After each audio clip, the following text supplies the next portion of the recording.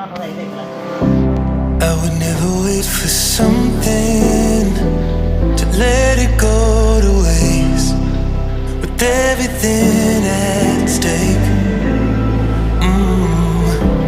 Not that I would take it all back, I just wanna make this thing last.